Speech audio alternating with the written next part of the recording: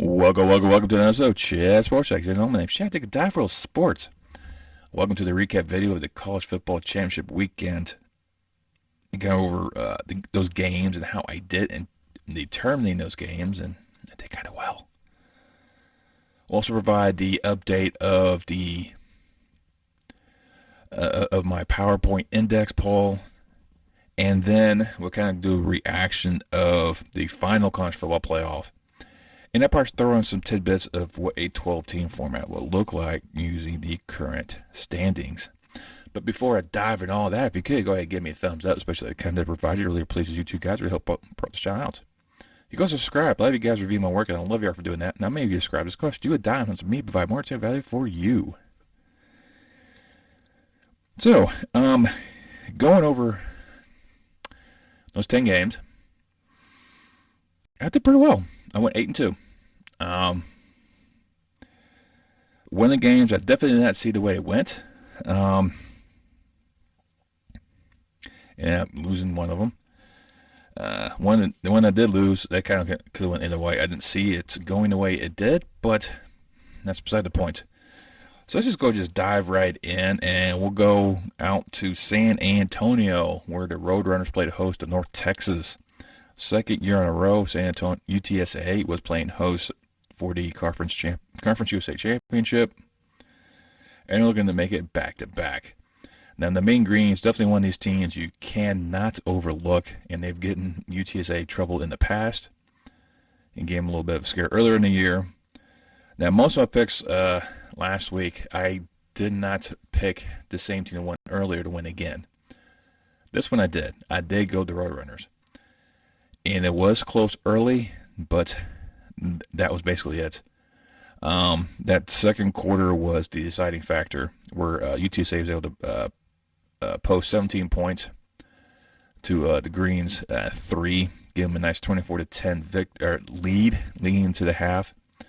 That's all Harris had to do. Harris had a phenomenal day, over 340 yards passing, 4 touchdowns. 3 of those touchdowns went to Franklin, who had almost 145 yards receiving himself. Barnes was another huge factor in the Roadrunners' attack, as he had 175 yards on the ground and a rushing touchdown. And it was just too much Roadrunners against North Texas. That game against UTEP was really a wake-up call for them, because they had a battle from behind to win that game. They ended up beating North Texas 48-27, back-to-back Conference U champions, back-to-back 11-plus win seasons. They actually got into the college football playoff final poll, mind you. So, I mean, that kudos to the Roadrunners in that game, and congrats on their upcoming matchup they'll have in the bowls. They'll have to Vegas, where is a rematch between Utah and USC. Now, with this one, I want USC because Utah beat them earlier, so USC is looking for revenge. Caleb Williams was doing his part, where he ended up painting his fingernails, pretty much going F Utah across his fingernails, but you understand, the full letter word for the F there. And he's pretty much done this with a lot of teams. And, he's had a Heisman caliber season. I mean, he was looking like that way. He still put some phenomenal numbers. Besides that, I mean, he was a few interesting plays, especially towards the fourth quarter. That's when everything changed in this game. But it was a pretty even matchup. 17-17 and a half, 24-17 Utah lead heading to the fourth. And then, like I said, the fourth quarter, the wheels fell off. The Trojan horse collapsed before it went through the gates of Troy. The Utes saw what was coming, and they destroyed USC in that fourth quarter. Even though Caleb Williams himself had over 360 yards passing, 3 touchdowns. Rising was just star-worthy. That defense clamped down on Caleb Williams that fourth quarter. They did not allow them to do anything productive most of that quarter. Forcing turnovers. I mean, it was a shellacking. by the Utes in that fourth quarter. And they posted 23 points on the Trojans, crushing USC's dreams of making the playoffs, making it back-to-back Rose Bowl trips for the Utes as they beat USC 47-24 to win back-to-back Pac-12 titles, and giving me my first loss on the championship weekend. Then we go out to Atlanta, where Georgia was playing host to LSU. And Neisselmeyer was put in. He also had 300 yards passing, 2 touchdowns. But it was a shellacking in that first half. It was 35-10 at half. That was it. That lets you know this was not going to be a Tiger day. So Bayou Bengals had no answer for that Georgia defense, that Georgia offense. Anything that Georgia put out there, it was gold. Georgia rolled to an easy 50-30 victory to secure the number 1 seed in the playoffs, ensuring that they're having a home game in the Peach Bowl and possibly trying to defend their national title. Then up to Indianapolis, where Michigan play host to Purdue. Much like the Big Ten, the SEC still ran, and the SEC both still ran with divisions. So that's not necessarily the top 2 teams in the conference, because SEC should be Tennessee and Georgia going at it. That's right. Tennessee's number 2 team in SEC. We'll get in that discussion a little bit later. And this should have been Ohio State taking on Michigan. But, that's not what they did, and this is what I have to deal with. I said Purdue was going to make this a game. I said this is going to be the Illinois-Michigan game. And Michigan's going to find a way to win towards the end. This was pretty much that. Every time Michigan scored, Purdue had an answer. O'Connell, bunch of yards in the air, over 360 yards, 0 touchdowns, and 2 picks. You can't have that stat line to try to beat the Wolverines. The Wolverines were allowing them to find ways to bend, don't break almost. At the half, it was only 14-13. Once you got in the second half, it was a tale of a different tape. And now I thought Purdue was going to last for 3 quarters. I didn't realize it was only going to be a half. It was 28-13 at the end of 3.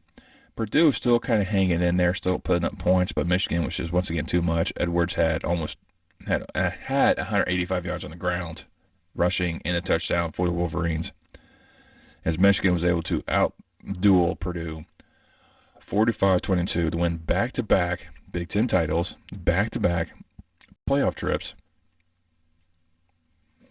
and to be the number 2 team heading into the Fiesta. One of the major upsets of the championship weekend happened in Arlington, Texas, where the 3rd-ranked Horned Frogs played host to the 10th-ranked Wildcats for the Big 12 title. TCU won the previous meeting.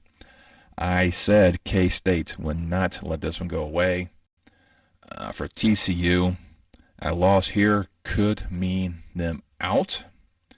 But I think depending on how they lost, depending if they were able to stay in, which sounds kind of weird, kind of look at that aspect.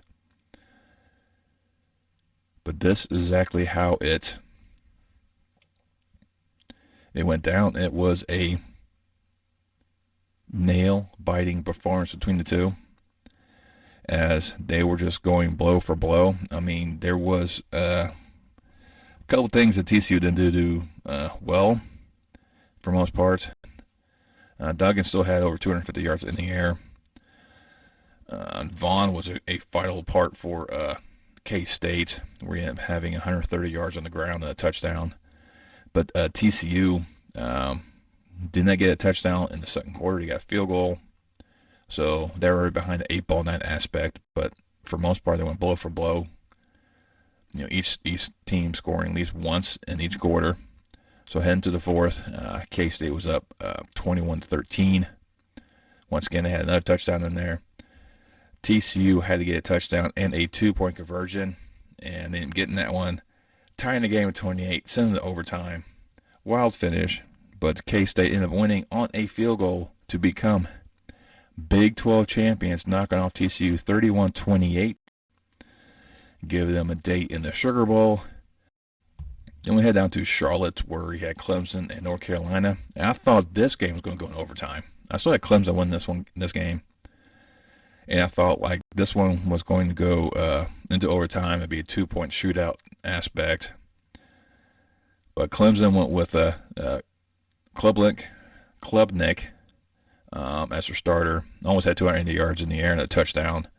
So he outdueled May, and it was a totally different team with Klubnik in charge instead of Ugalele. And it was a 24-10 Tiger lead at the half. That was it. That's all the points North Carolina scored for the rest of the game. Clemson ended up rolling 39-10, getting 7-2, winning the ACC once again.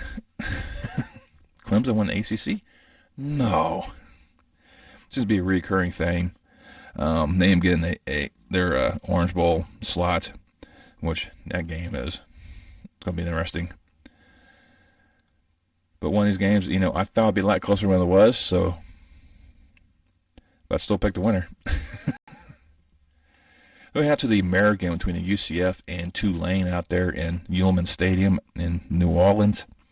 This is one of these rematch games once again. This one also went with Tulane, so they're not going to let UCF repeat what they did earlier in the year. Pratt and Spears are just two phenomenal guys right now, part of almost a three-headed monster right there with the Green Wave. So, it's not just one wave hitting you, it's a couple waves hitting you. And Pratt's almost 400 yards in the air, 4 touchdowns. Spears almost 200 yards on the ground and a touchdown. Earlier it was pretty close. 17-7 at the end of the first half. Both traded touchdowns in the third quarter. And that's when things kind of open up in the final frame. But Tulane was able to outduel UCF, winning the American 45-28 and guaranteed the Green Wave as the Group of 6 representative in the New York 6 Bowls. Right up to the Motor City for the MAC championship between Toledo and Ohio. Yeah, not much of a factor for most everyone out there. And I went to Ohio because Toledo's already lost the last 2 games. After they punched their ticket to the Motor City, they didn't care. So they backed in this game. So momentum is in Ohio's factor. But it seems to be a problem with Ohio in the MAC championship game. Every time they're in it, they lose. They've yet to win a MAC championship since the adoption of the championship game. That trend continues. The Bobcats had no answer for Toledo whatsoever. This was, you get to look at it one way. This was either a offensive letdown or an offensive showing between the two. 10-7 at the first half. The final score was 17-7. So it was a combination of both. The defense was doing their part, and the offenses were just bad. The best quarterback was the Bobcats' Harris, who had 163 yards in the air and a pick. That's just not good. But Toledo was too much for Ohio. Beat the Bobcats 17-7. Became MAC champion once again. It's been a while since the Rockets were atop, but there you go. Then we have the Sun Belt Championship down there in Troy, where the Trojans playing host to Coastal Carolina. And this is one I was going with Troy because there's just too much going on with the Trojans. They were a phenomenal offense for the Sun Belt.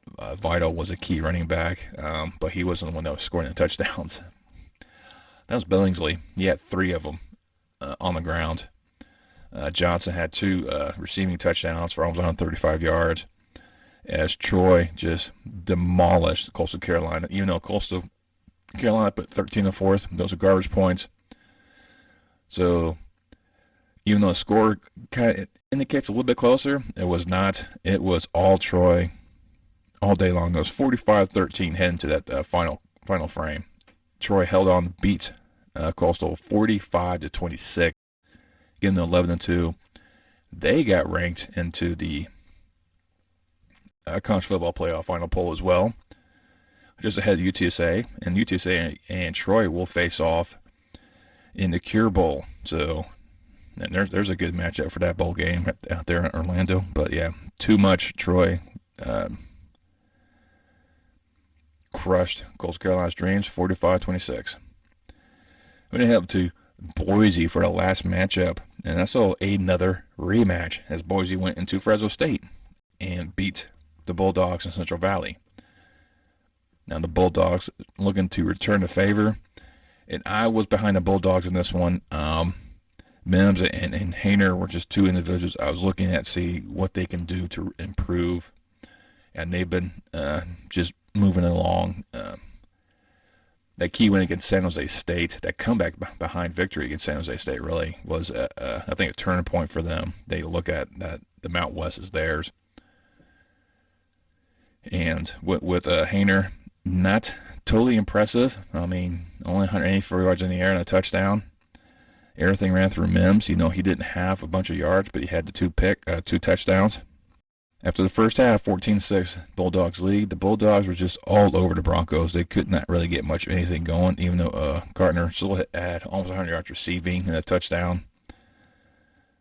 But the Bulldogs went in there defensive-mindedly and took it to the Broncos, beat them 28-16, claimed the Mountain West title in Boise, and finishing everything up with an 8-2 record for myself in these games. I'm quite happy with that aspect, that I was able to generate so many victories.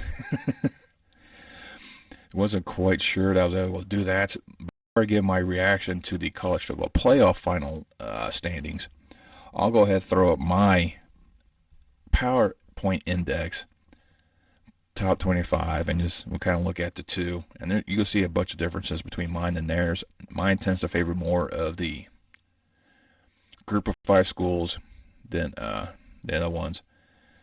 And as you see right there, number 25 starts with Notre Dame, bound, then jumps to 24.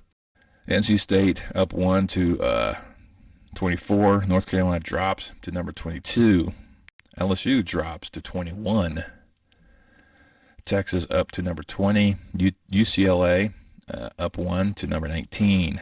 Oregon State actually dropped 1.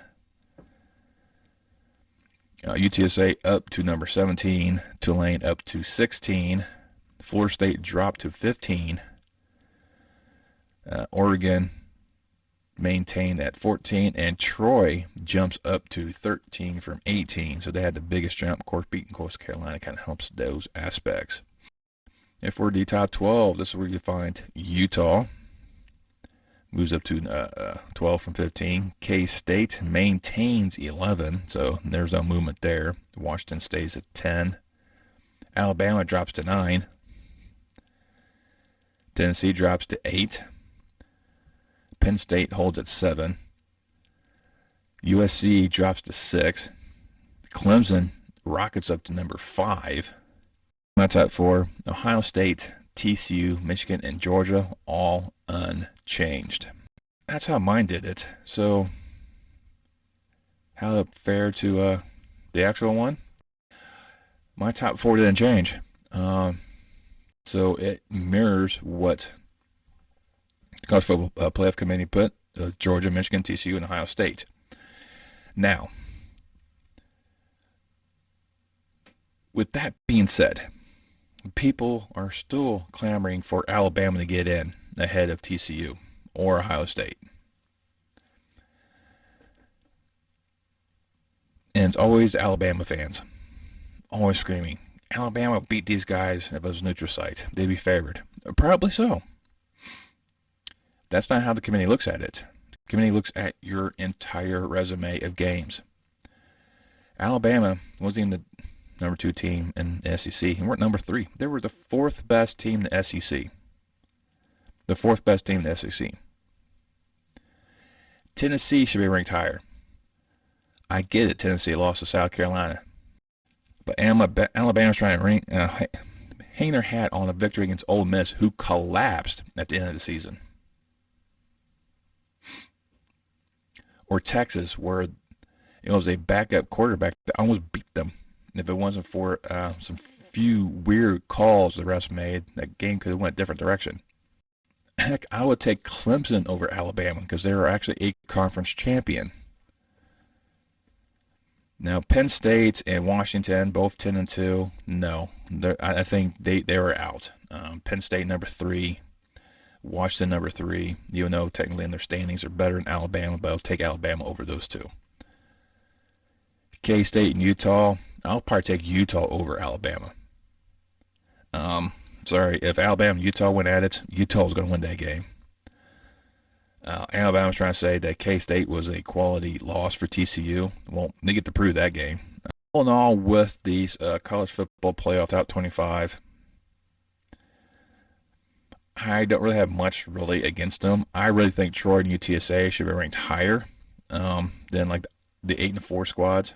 That's just me personally.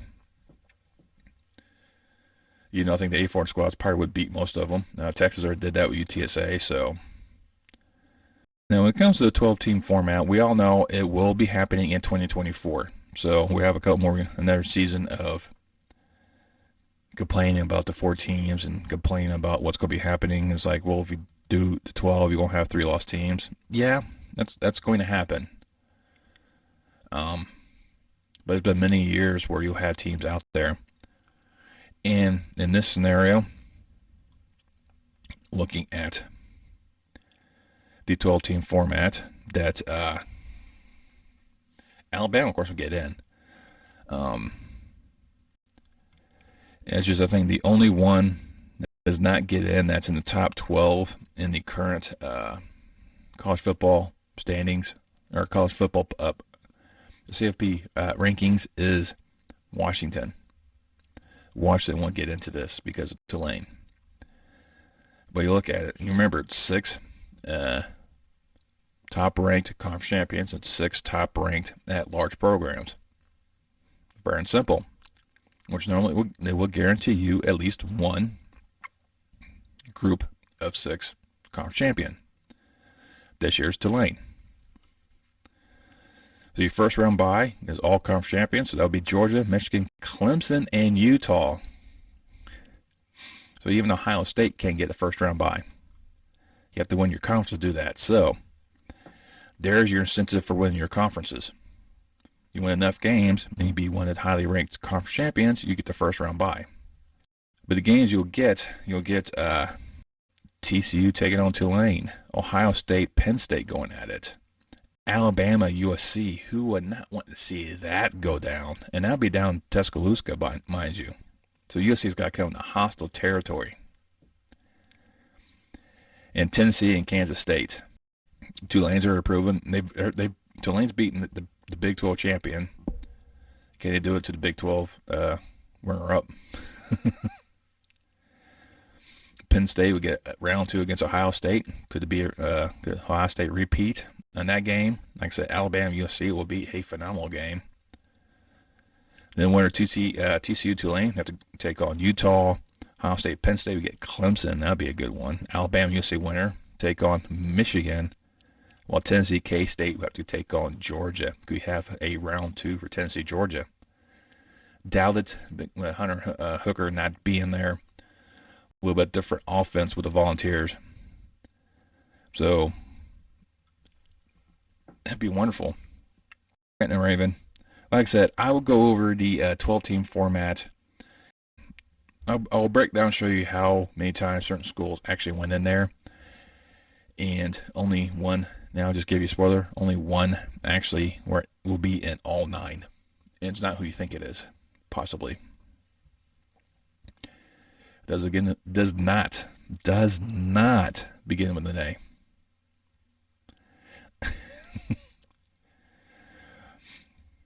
But more than that will follow. I will kind of get that one, get into, I don't know if it'll be this week or next week, but I'll definitely get something out there for you guys to kind of peruse. But I will be breaking down once again the bowl games in certain weeks. Kind of get like a bowl mania preview, and then kind of I'll recap all the bowls at the end of the championship game or just before the championship game. Just break them all down. kind of go how I did on each one. And hey, just let me know down below what you think of this past weekend of college football action. Did any of these matchups surprise you? But this way, I was not surprised by any of the outcomes. Even though I was wrong on 2 of them, I was not surprised. Do you think the college football committee got the final 4 teams correct this year? Do you really think Alabama deserved to be in there? If so, state your case down below. While you're there, make sure you also hit that thumbs up once again. You can also share this video with friends and family, or help promote this channel out. Once you subscribe, make sure you click the bell icon and turn on notifications so next time I post any more content on my channel. And I will see you next time on Chat Sports Talk.